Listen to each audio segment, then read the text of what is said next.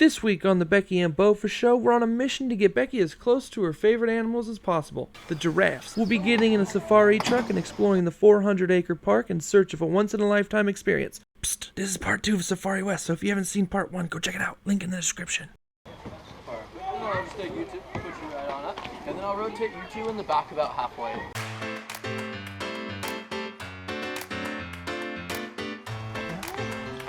Birds. Becky and Bofa show. So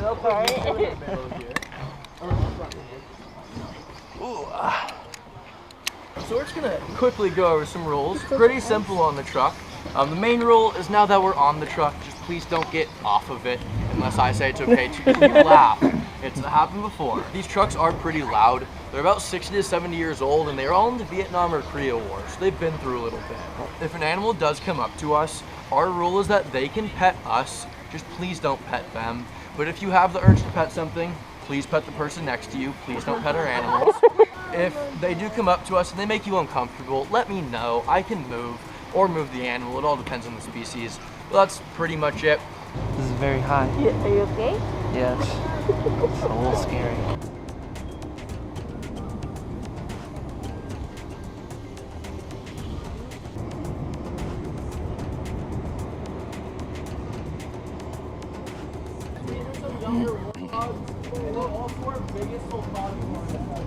Oh, there's the tortoise right there. You blended it. Wow. 170 pounds.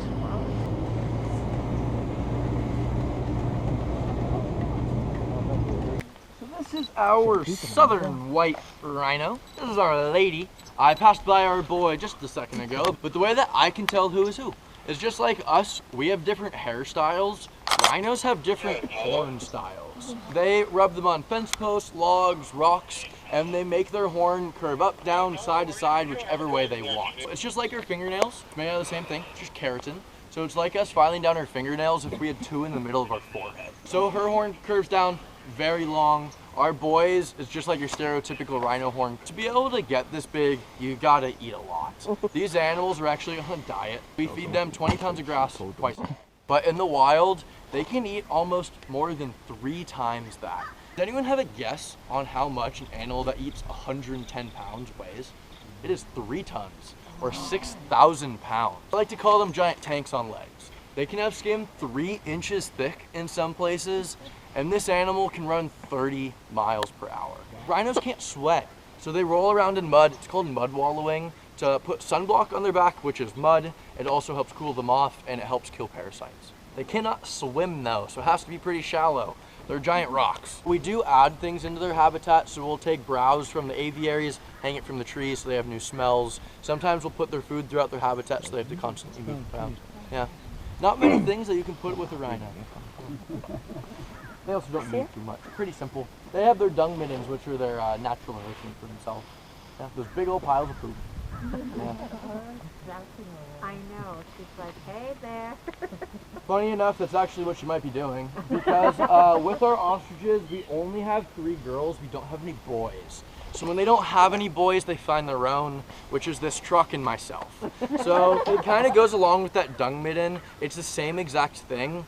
Because pretty much every animal, except for a human, has what's called a Jacobson's organ on the top of their mouth. So what that means is if they smell poop, urine, they can tell if it was a boy or a girl that went to the bathroom, and if it was a girl, if she was pregnant or ready to be pregnant.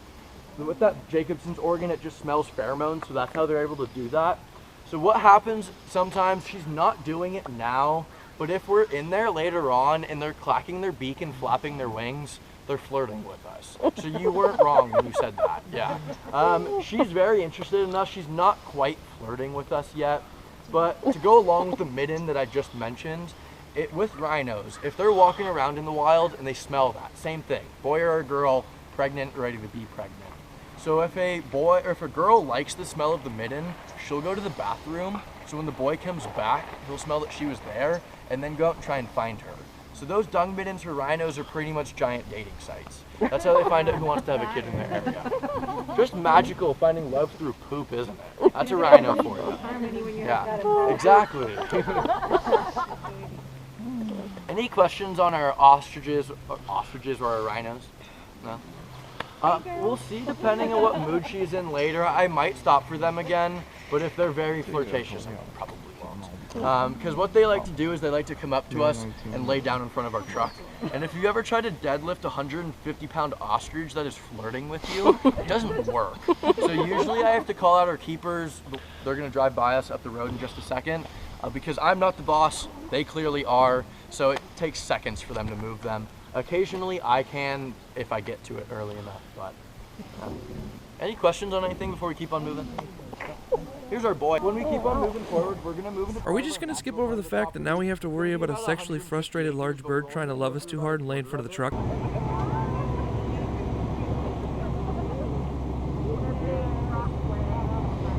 you looking at it?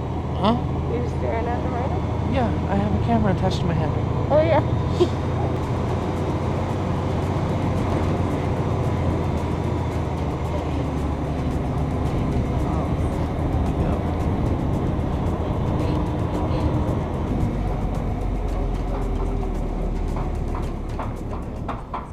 We're just gonna sit here for a second. There's just gonna truck that drove by. Sounds kind of weird because it did just break down. Everything in this surrounding area is that natural part of the property that I mentioned. It's part of a wildlife trust. So no matter if we sell this property, it'll always be completely natural. A couple of animals out here, or that are actually not part of our collection, just some cows. They graze down the grass just in case there is another fire coming through here. It's not as bad because we're being in Northern California. We have lots of them now. We have been affected by fires before, the Tubbs specifically. It came right through here. Where we are was on fire. The Tubbs fire burned 150 of our 400 acres in total. So it did a number on us, but we never lost any animals.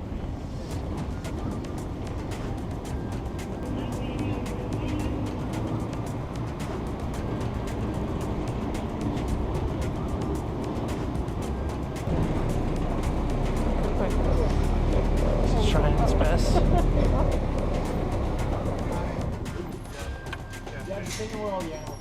Yeah, it's pretty sleepy right now. If you've already fed, they'll start coming out.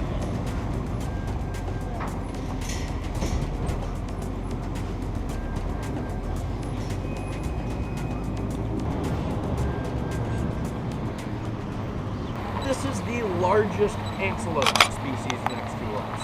This is called an eland. The one on the right is definitely our biggest boy. The one on the left is probably about a year and a half. They're about 2,000 pounds at the largest.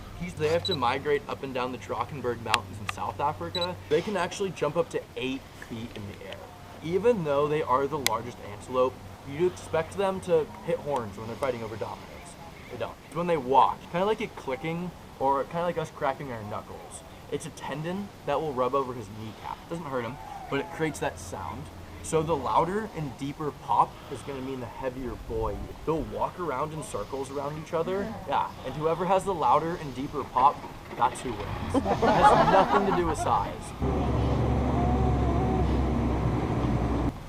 Can you guys up top see the baby?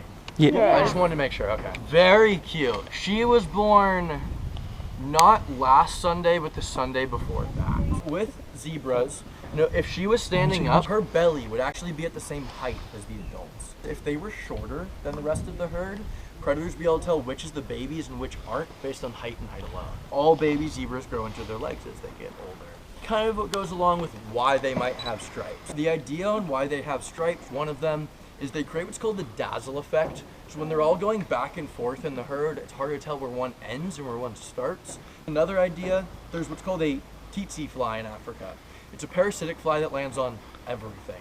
So it could be that black and white confuses the flies so it doesn't land on them as much. Next to us, we have Grant's zebras, which is the baby, and then the 3 on the left. But then the 2 on the right at the trough are what's called Damara zebras. So they're the same species. They're both plain zebras. They're just 2 different subspecies of each other. At this point, I'm starting to wonder if this place even has giraffes.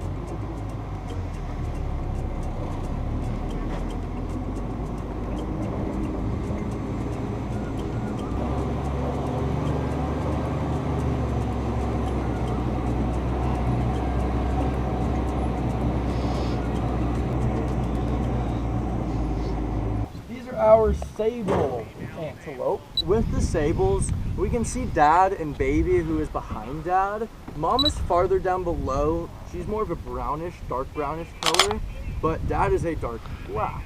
Baby's neither though. So same animal, 3 different colors.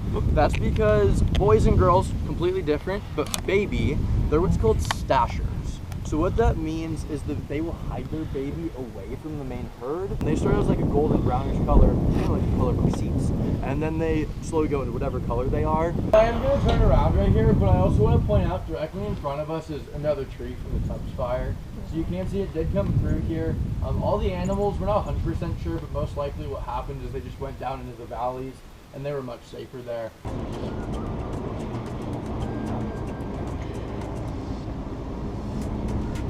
Our zebras are very bold, so this baby might not even get up as I'm driving by.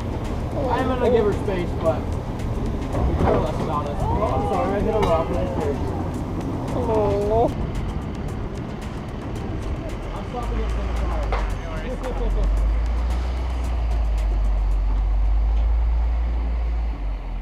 So next to us are our scimitar horned orans. With the scimitars, kind of like the rhinos, they have a pretty unique story. Because for the past 25 years, from the early 90s until relatively recently, there were 0 in the wild. There was none. That's because of something called habitat fragmentation. In the Sahara Desert, where they're from, the oil companies were putting up a lot of fences so they couldn't get food and water, and then poaching really put them all the way under the rug. They've actually been pretty successful in the past couple of years. So the Sahara Conservation Fund has been slowly reintroducing them back into the wild. Right now, there's around 100 to 200 adults, which is amazing.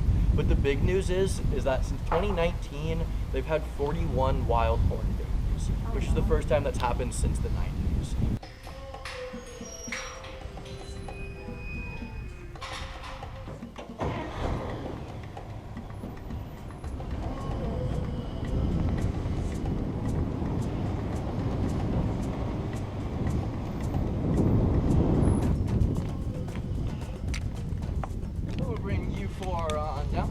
Also hold anything you'd like as you climb it down. It's a little easier when you have all hands to be able to climb down. No problem. And then I'm going to put you guys into the back row. Okay.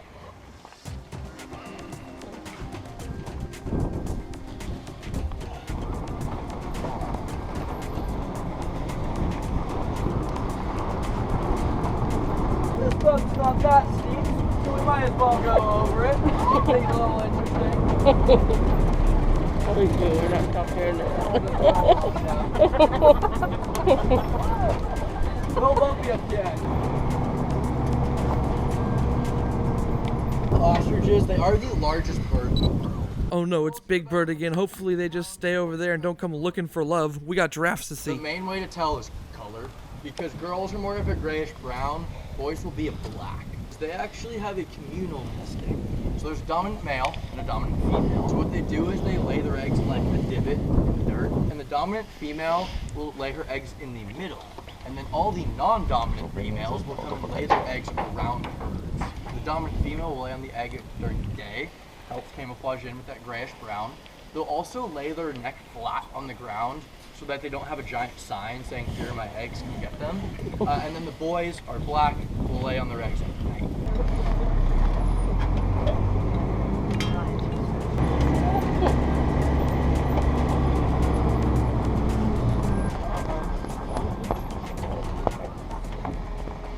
This is our main Cape Buffalo herd. I'm going to point out our boy though, he's the one on the right walking away. These are mostly our ladies on the left. There are a couple younger males in there. We also have a newer baby. It's about 10 weeks old. With the Capes, they kind of get a bad rap. A lot of people consider them this big, bad animal. They're really not. Just like any animal, if you respect their personal space, they'll respect yours. They're one of the few animals that if they let out a distress call, will actually run towards it to go help out. Those impala that we saw earlier, not gonna happen. That's mom just saying, "Get away from my baby." Online, there's a video called The Battle of Kruger. It's where a Cape Buffalo calf gets taken by a crocodile first, and then a lion comes, takes her from the crocodile, and then the entire Cape Buffalo herd comes and saves the baby from the lion and the crocodile. If you mess with them, you get everybody. Great view Because of the just like screw. the kind of saying elephants never forget, Neither do Cape buffaloes. They've actually been known, if a hunter kills a member of their herd or injures them, they will actually imprint that smell into their brain. And if they ever come across it again, they've been known to track it back up to miles to wherever that hunter went back to go to sleep and trample them with them still in their. And climbing a tree won't help with them. They will wait for up to 5 days.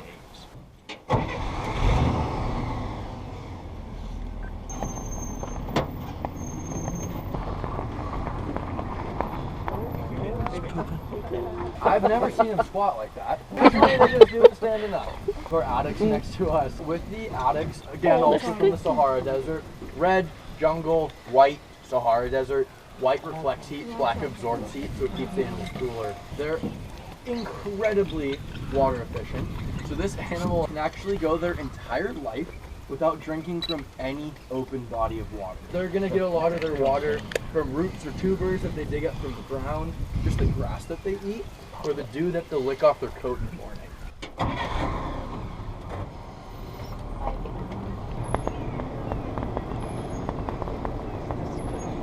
Finally, after the whole safari, we end up at the giraffes. I thought he was pulling to the side because we were about to be done, and I was about to be sad. If I were to get closer, they probably would have stopped. With the two giraffes hitting their heads against each other, this is what's called necking. So they do this to fight over dominance in the wild. They would do it here, but we try to only have one adult boy at a time.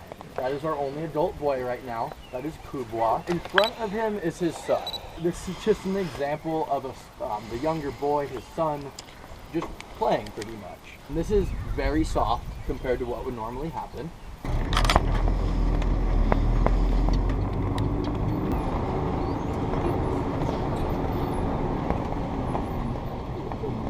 Are you gonna come over, Coobs? He's a little shy.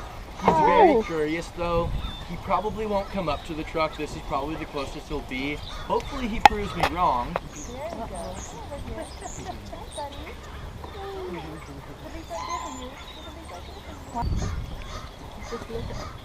We're gonna move up just a little bit. The ones in the corner here.